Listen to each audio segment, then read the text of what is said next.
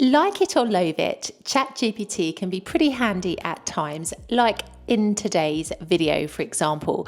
I asked ChatGPT to create a series of this or that questions comparing the UK to Italy because I wanted to create as much spontaneity as I could in this video. So this is the first time that I'm looking at this list, and we are going to talk about this or that because I'm curious as well as to how much I really have changed, having now lived in Italy for 7 years. So let's begin with the first category, food and drink. So first of all, Cornetto and Cappuccino or a cooked English breakfast. Oh my gosh. This is a bit of a hands down winner actually, because as much as I eat a Cornetto every single day, which is a croissant in case you don't know, I absolutely love the cooked English breakfast, otherwise known as a fry up. It is so good. If you know, you know, right? Eggs, bacon, sausage, hash brown, maybe some tomato, baked beans, toast, washed down with a good cup of tea. Oh my goodness, literally, I crave an English breakfast every time I go back to the UK, and I always make sure this is what I eat when I go to London. Oh my goodness, I love it. It's so good. And I promise you, when you have a cooked English breakfast, sometimes you don't even need lunch. It's like so filling. It's wonderful. But yes, for me, I love this kind of breakfast. So it's a hands down winner for me. Okay, the next option, Pimm's versus Aperol Spritz. I don't like you, ChatGPT, at all. These are my two favourite drinks in the entire world. I love Pimm's and I love Aperol Spritz. Oh my gosh. I don't know if I can make a choice. Okay. Only because I do not drink it as often as I wish I could, am I going to say Aperol Spritz. But let me tell you, if I can drink Pimm's, I choose Pimm's because it is absolutely beautiful. It's a typical British summer drink with fresh fruit and mint, and oh my goodness, it's so amazing. I love it. I try to always bring some Pimm's home with me from duty free when I come back from London. So I love Pimm's, but I just don't drink it enough here in Italy. I always drink an Aperol Spritz. So for this, I am choosing this drink. Okay, the next option, Victoria sponge cake versus tiramisu. Oh my goodness. Okay, let me think about this now. I like tiramisu, I do. Very delicious, very typical here in Italy. But I also love Victoria sponge cake. But you see, the problem is I don't eat it here. And I love it with a cup of tea. Like that for me is a classic afternoon treat.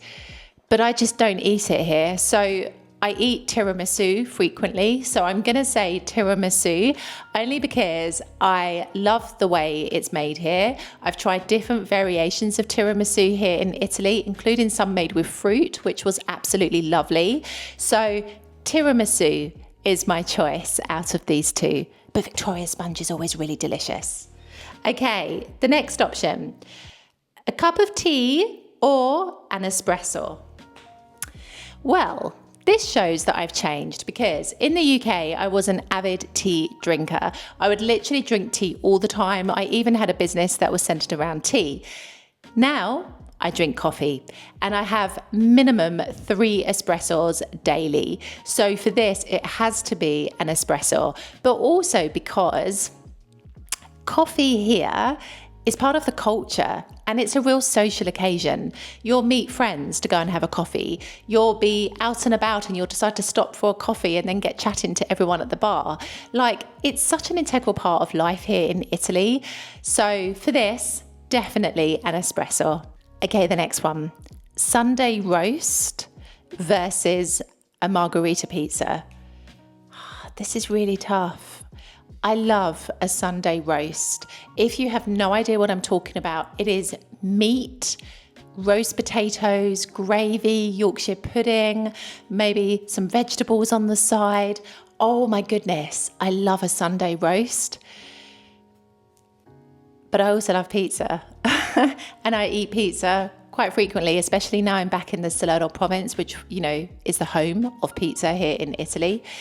But I have to say, Sunday roast, nothing quite beats it. And you know what? I can't eat this here as much as I would love to, because you can go to some agriturismos and they do dishes that could remotely pass for a Sunday roast, but it's not the same. Like, all of the elements together, it's special. I love a Sunday roast. So for this is my clear winner. Okay, the next one. Fish and chips versus pasta al forno. Oh my gosh, this is difficult because I love both of these dishes. Pasta al forno, oh my gosh, oven baked pasta. It is incredible. Very, very typical to Sicily. It's absolutely beautiful. And gosh, I used to eat it a lot when we lived in Palermo. Fish and chips, quintessentially British, love it. So delicious. The batter on the fish, the salt and vinegar on the chips, maybe with a little side of mushy peas. Oh my goodness, my mouth is watering just thinking about it. I'm going to say fish and chips. As much as I love pasta al forno, nothing quite beats fresh fish and chips when you go back to the UK. And I literally have this every time I go back. So fish and chips for me, hands down, because I've tried variations of fish and chips here in Italy. Got to be honest with you, the chips are never the same and neither is the batter on the fish. So it's got to be fish and chips any day of the week. Okay, let's move into the second category, which is daily life and routine. And the first option is early dinner at 6 p.m. versus a late dinner at 9 p.m. I don't even remember what it's like to eat at 6 p.m. anymore. For 7 years, I have never eaten at 6 p.m. And there is a running joke here in Italy that the only time you'll ever eat that early is if you are in hospital. Definitely a late dinner. Let me explain. The way that my body functions now is that I do eat lunch quite early, I have to be honest, mainly for work reasons because I do work in the afternoons. So I'll tend to eat lunch at 12 o'clock. Maybe I'll have a little snack around like 6 p.m. But that's in my mind if I'm not working, of course. This is like aperitivo time. So it's always snack time. It's never dinner time like it would be in the UK. And then of course, then I will eat at 8 o'clock, 9 o'clock, depending on what time I finish work in the week. So I don't think I could ever get used to eating at 6 o'clock anymore. In fact, when I go back to the UK, I always end up eating later with my parents. I kind of subtly influence them a little bit. I just cannot eat at 6 p.m. anymore at all. For me, that's like aperitivo time, not dinner time. So absolutely later dinners. And I think as well, because things are done differently in Italy. Whereas dinner is usually the heaviest meal of the day in the UK, here in Italy it's often lighter. Unless you're going out to a restaurant and you're having a couple of different courses, normally you'll have something lighter for dinner and usually the heaviest meal tends to be lunch. So for this, you can almost get away with eating that little bit later as well over here. But definitely a later dinner.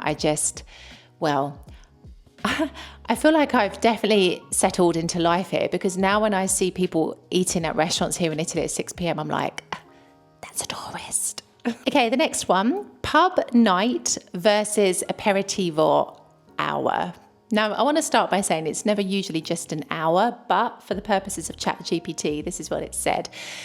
Okay, you can find some great pubs in the UK, absolutely. Like, in the centre of London, in the countryside, some wonderful pubs.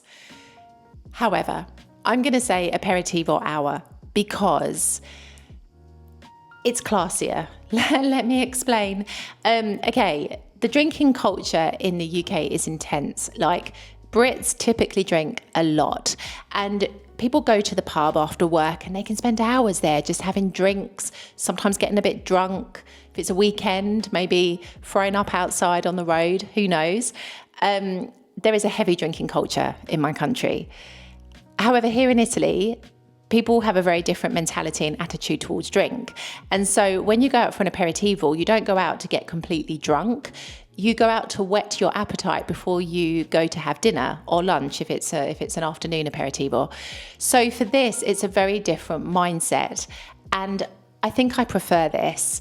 People have, in my view, a healthier approach to alcohol here than they do in other countries, and especially in my own country. So I definitely prefer aperitivo hour or a couple of hours here in Italy, because as well, you usually have food served either completely free of charge or at very little additional cost with your drinks. And usually this ranges from olives to nuts to crisps to sometimes cheese and ham, depending on the place and on whether you've paid for it.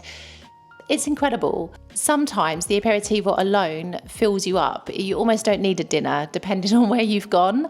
So I absolutely love the aperitivo here. Again, it's a really social occasion. It's a chance for people to come together, kind of close off their working day if it's the end of the day.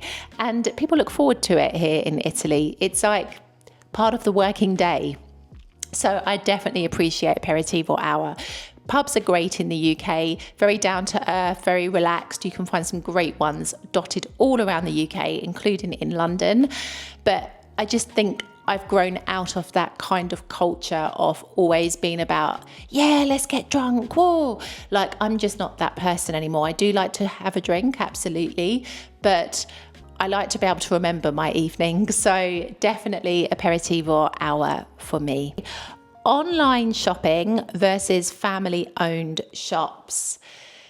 This is tricky because there are pros and cons to both. I have to admit that I love the kind of independent shops that exist here in Italy, because honestly, in London, in the UK, it's on the decline. Literally, many high streets are ghost towns compared to what they were like before. And if there are shops, they're usually the chain shops. They're not usually independent businesses. So it's a shame. It definitely changes the landscape of a place if you have locally run businesses. However, I'm very cynical because I do think sometimes these independent shops, you pay through the nose for things. This is what I think. I really think you pay more sometimes. Online offers you more variety. And also, I kind of feel like it's more competitive as well. When you are an independent family-run business, sometimes you are not pricing yourself against what the competitors are charging, either because you can't or because it just doesn't interest you to work in that way. Whereas online, you often find businesses are very competitive in terms of trying to offer you the best deal, the best price. And so I prefer online for the convenience because I work a lot, so sometimes I don't have the time to go out, and especially with the weird opening hours here in South Italy where they're closed in the afternoon for a few hours. And, you know, I had a situation at the weekend. I needed to buy some more contact lenses, and the opticians I went to in the afternoon, it was 4:15 in the afternoon. So I was like, okay, I think they must be open now after the lunchtime break. Well, they weren't, but on the door it said opening hours, they reopen at 4:30. So I was like, okay, no problem. I can wait 15 minutes. So we were waiting and waiting, and it got to like 20 to 5. And I was like, why are they not open? So I was like, I'm going to check on Google. And my boyfriend was like super cynical, being like, why do you need to check on Google? Like, you can see in front of you the opening hours. Well, this is what drives me crazy sometimes. Google, it said that they reopened at 5 o'clock, but I was staring at the door that said 4:30. And this is what drives me nuts about sometimes independently run businesses, especially here in South Italy. Things don't work properly. So I ended up giving up because I'd already waited over half an hour and I couldn't be bothered to wait, because for sure 5 o'clock would not be 5 o'clock. It might even be 4:15.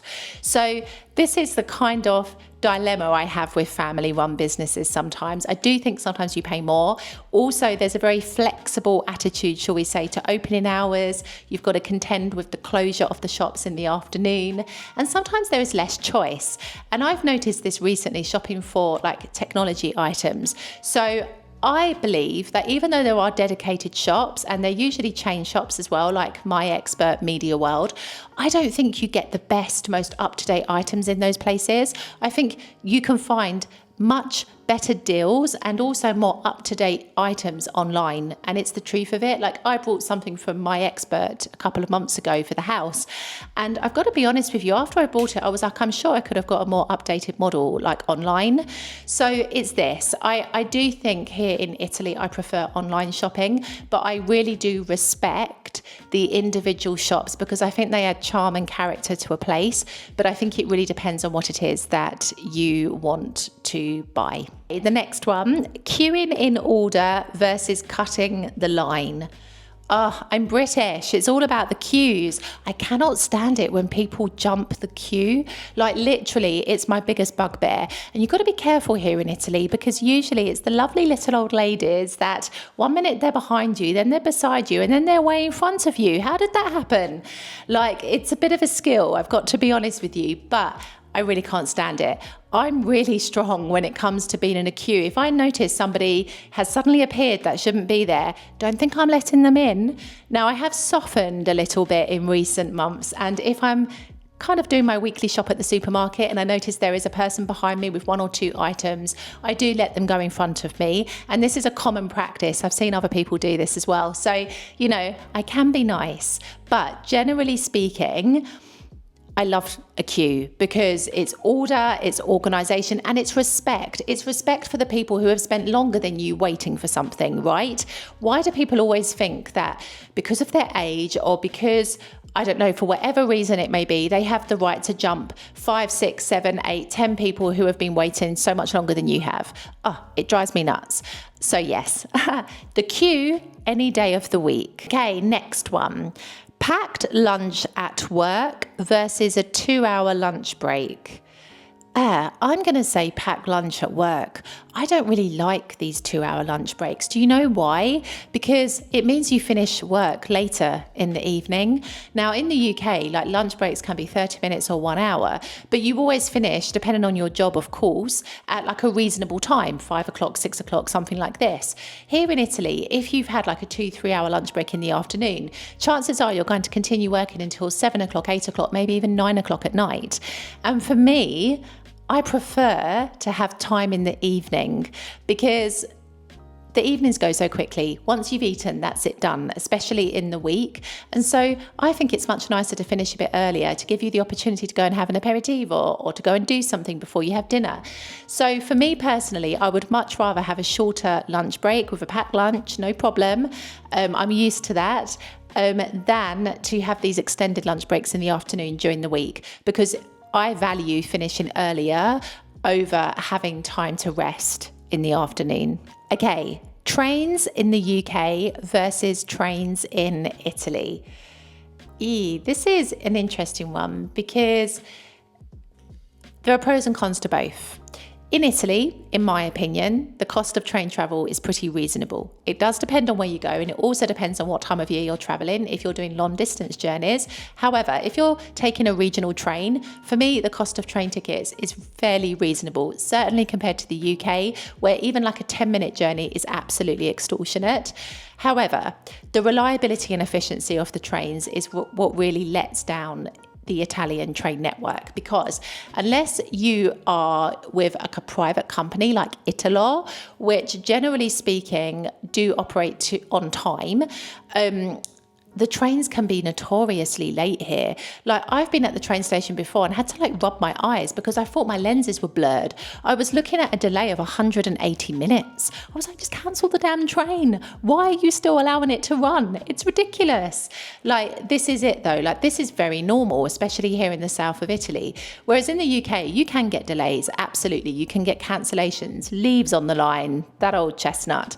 However, I will say to you that generally speaking, they are a little bit more efficient, and you know, you can 80% of the time guarantee that you're going to be able to get the train that you need. And they usually run to a more efficient timetable as well. Now, in terms of the condition of the trains, if you're doing a long distance train journey, you generally find those trains here in Italy are really nice, very comfortable, etc. However, regional trains can be a bit hit and miss. It depends on the train, depends on the journey, depends on where you are in Italy. Whereas in London, I would say that the regional trains are nice. They're not bad. Like, you know, some trains even come with Wi-Fi available for everyone to use. So, you know, there are pros, absolutely. However, you cannot charge your phone on the trains in the UK, like the regional trains anyway. But on the regional trains in Italy, you can. So, you know, pros and cons, but I'm going to choose the UK trains only because I feel like they are far more efficient.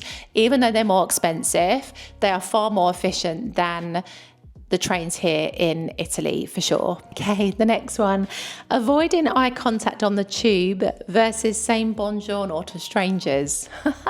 When I first came here, I'm telling you, I couldn't get over the fact that people were saying hello to me who I'd never seen in my life. Like literally in the UK, you do not speak to strangers. You don't even look at other people on the tube. Sometimes you may not even know the names of the people that you share an apartment building with. Like this is the culture. Here in Italy, everybody says hello to everyone. So I'm going to say saying buongiorno to strangers because I am one of those people now. I love that aspect because I think it is very inclusive and it makes you feel very welcome in a place as well.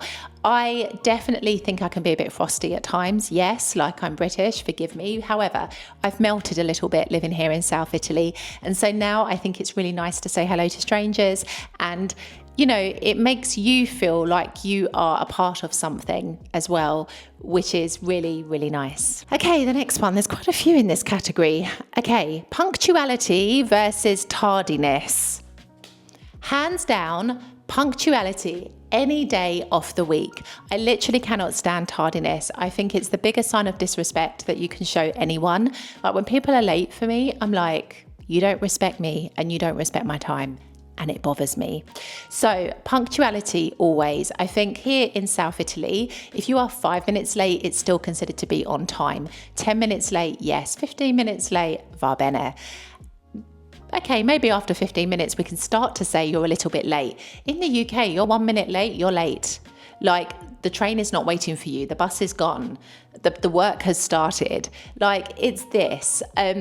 I love punctuality. I think it is such an important thing to have and it's just so respectful for other people. So for me, punctuality any day of the week. Okay, weather and nature, the next category.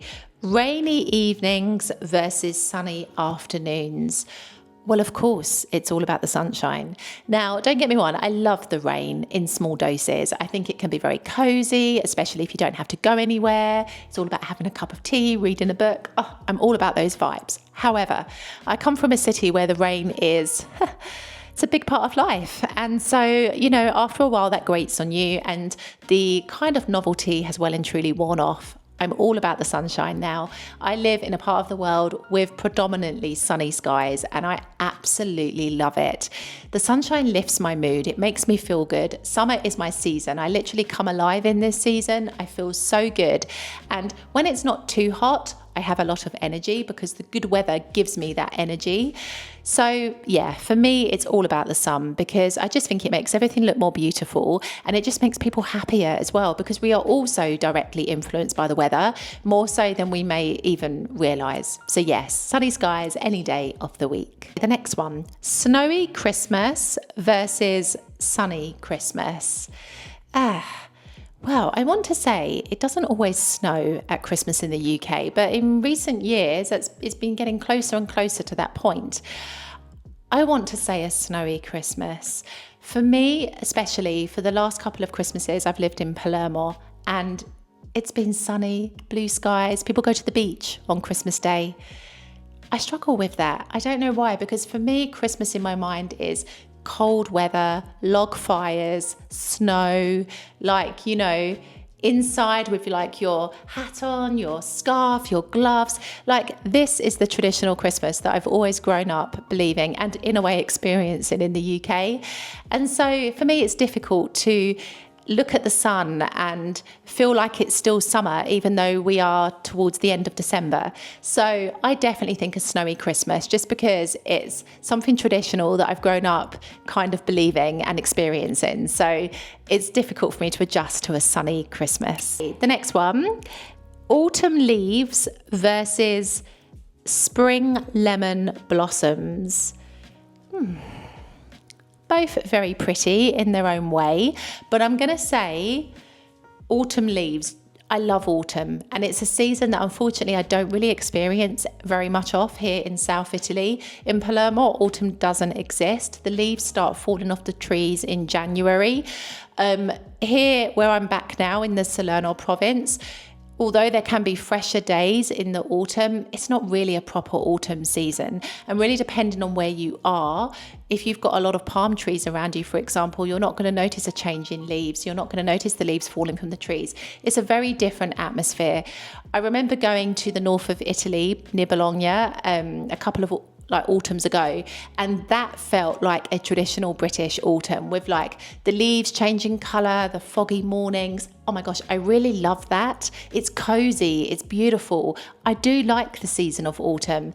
And so for me, autumn leaves, definitely, because lemons are beautiful. I love the lemon path along the Amalfi. Highly suggest doing that little bit of a trek. It's not easy at points, but it's definitely worth it if you too want to experience the beauty of lemons growing above you and all around you. But I will say to you that there's something about autumn leaves that just reminds me a little bit of home. I feel a bit nostalgic, and also it just makes me feel really, really cozy at the same time. Okay, culture and traditions, the next category. Let's begin. Christmas crackers versus Christmas panettone. This is funny because I love the panettone here at Christmas. However, Christmas crackers, I love them. They are just so traditional in the UK at Christmas. They form part of the decoration of the Christmas table. If you don't know what I'm talking about, it's essentially like a cracker-shaped object made of card, and inside there's a little snapper, and you pull the cracker with another person and out pops like a hat, a toy, or sometimes a very nice gift depending on how much you've paid for the crackers. But it's just really symbolic of Christmas. And what I like about it is that it is solely for Christmas. So for me, Christmas crackers any day of the week. Okay, the next one, Pancake Day versus Carnevale. Oh, this is a good one because Shrove Tuesday, Pancake Day, is traditionally the Tuesday before the start of Lent. And this is celebrated by people making lots of pancakes in the UK. And that's kind of like the last big celebration before the solemn season of Lent begins. Now, here in Italy, we have the Carnevale celebration, which is all the floats, all the parades, all the parties that lead up to that particular day. Now, for me personally, it's all about Carnevale. Let me tell you, I absolutely love this celebration for the joy, for the kind of the music, the colours, the imagination, the floats. Oh my goodness. Like the amount of hard work and detail that goes into these floats is something else. They are absolutely exceptional. And I've been to a few different Carnevale parades now, and honestly, they've blown me away. So definitely Carnevale, just because it's this explosion of joy and fun and good times. And yeah, it's a wonderful, wonderful experience. And the next one, stiff upper lip versus expressing every emotion loudly. Oh my goodness. Do you know, I'm thinking of something in particular. So I took my boyfriend to London to see the coronation of King Charles a couple of years ago. And we were in Green Park, we were in Green Park watching the ceremony on the big screens. And at the point where he was crowned king, everybody cheered, woo, pop, pop, pop, pop, clap, clap, and then stopped. And my boyfriend was actually like, if this was Palermo, if we were in the south of Italy, it would be popping the fireworks, boom, boom, boom, boom, boom, for like hours like afterwards. Like, it's just a totally different culture. I find Italian culture can be quite loud sometimes, literally. And people are so emotive here. Like, I struggle even now sometimes to understand if people are arguing or they're just really passionate about something. They are so animated, literally. Us Brits, not everyone, of course, because, you know, we are all different. But for the most part, we are a little bit more reserved. Like, we are not as animated as the Italians can be, especially with all the hand gestures and everything else. I'm going to say, I don't know, this is hard for me because I definitely think I express more emotions now compared to before I arrived. But I think there's a time and a place, okay? I do. And so I'm going to say stiff upper lip. Only because I'm not saying it's a bad thing to express your emotions, but as I've said, there's a time and a place, and sometimes people do it in a way that's inappropriate. So I just feel like it's better to manage your emotions more, like have a control of your emotions. It's not always appropriate to be erupting like a volcano or, having heated debates. Okay, the next category, leisure and entertainment. Okay, so the first one, weekend in London versus weekend on the Amalfi Coast. Well, it would depend on what time of the year we're talking about, to be honest. If it's now, absolutely no way for the Amalfi Coast. I mean, anybody who's anybody can tell you that it's really not the season to go there. London, I would prefer to go when it's kind of slightly better weather, so maybe springtime would be a good choice. But I think it depends on what you want. Like for me, this is easy because I'm going to say London only because I live close to the Amalfi. So it's not as kind of appealing as it might be if I lived in a completely different part of Italy. For me, London, of course, because in London there's always something to do. It's so diverse as a city. You can go to see a theatre show, you can go out for drinks, you can go to the restaurant, you can go shopping, you can go all sightseeing, you can go around all of the museums. There's just so much to do in my beautiful city. However, along the Amalfi Coast, I will say that there are places to go to eat and to drink and to shop and, but you're there for the views really and for the experience, put it that way. It's not a big city. So for this, your experience will be very, very different. I love the Amalfi Coast, but London, absolutely. Okay, the next one, festival with wellies and mud versus a summer Sagra with wine and dancing. The iconic festivals in the UK, namely Glastonbury especially, which are always like a muddy mess and an experience. But I'm going to say the summer Sagra. You know why? Because these are the traditional festivals that you can find in all different parts of Italy that usually happen during the summer months, so the weather's good, but you get to sample the local food. You usually have like live music and events also happening around that particular Sagra, but it's wonderful. And so for me personally, I'm going to say this because I love learning about the culture here and I love sampling new cuisine and having different experiences. So for me, I'm not a big fan of being out in the rain, however good the music might be. So definitely the summer Sagra is a winner for me. Okay, the next one. Afternoon tea versus an evening gelato stroll. Okay, this is a thing here because having gelato, otherwise known as ice cream, is an event in Italy. People will do it in the afternoons, especially on a Sunday. You'll see people strolling by the sea or, around the streets eating their ice cream. I would say afternoon tea though, because I love afternoon tea. It's so good. Like literally the finger sandwiches, the little sweet treats, the scones with clotted cream and jam, all washed down with a delicate cup of tea. Absolutely afternoon tea. I like gelato, don't get me wrong, but afternoon tea is quintessentially British. There's no way I couldn't say afternoon tea because it's just so iconic. I love it. A winter pantomime versus open air summer opera. Now, there are so many concerts that take place in the summer here in Italy, and they're really wonderful. I've not been to many. I've been to a few jazz concerts primarily because I love jazz music, and they were wonderful, like really, really wonderful. I've never been to an opera though, but I can liken it to the jazz concerts that I've been to. A pantomime though. Pantomimes, if you have no idea what I'm talking about, they're usually these kind of theatre shows that take place in the run up to Christmas, usually with celebrities or quite well-known people that take part in them.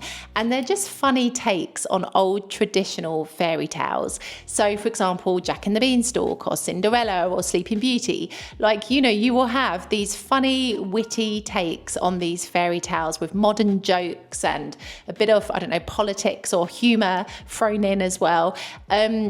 they're great fun, and I miss the pantomimes actually. They were like a tradition for me. I would usually go to one every year. So I'm going to say the pantomime, not to discredit the wonderful outdoor events that happen here, but it's just because it's such a unique event and I've not seen anything like that here in Italy. So definitely the pantomime. So there we have it, this or that on some key aspects of life between Italy and the UK. I hope you've enjoyed this video. If you have, I think you'll enjoy this video right here, which dives a bit deeper into some of the changes that I've made since moving to Italy. I will see you in the next video.